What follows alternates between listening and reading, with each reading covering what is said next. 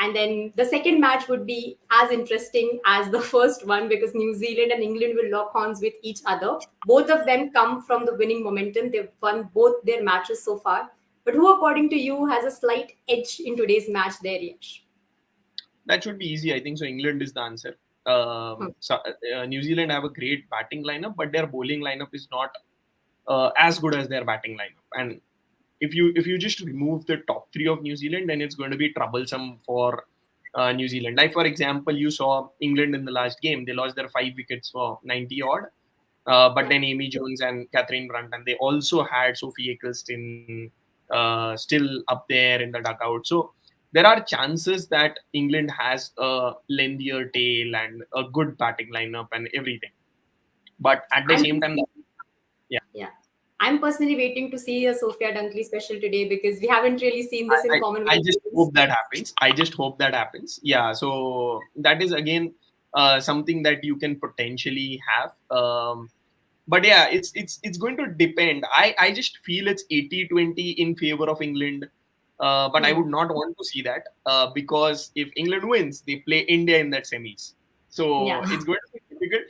I just hope New Zealand wins so that it's an India New Zealand semis, and it's a little easier for India to beat New Zealand than to beat England.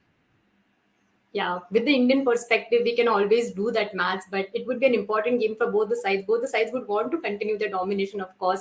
New Zealand have so many experienced players in their setup.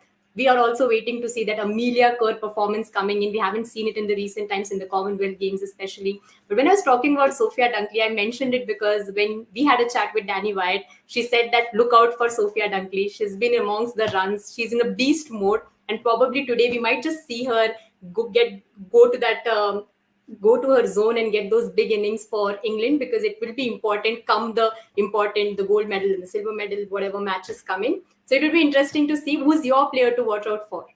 I'm rooting for Sophia Dunkley. Who are you rooting for? I'll take her batting partner. I'll take Danny White as my player to watch out for. I just feel that she's done that 20s, 30s, 40s. It's Yeah. time for her to go a little beyond that. So that's why I'll just choose Danny White today. And this is her format. She knows T20 is better than a lot of people do.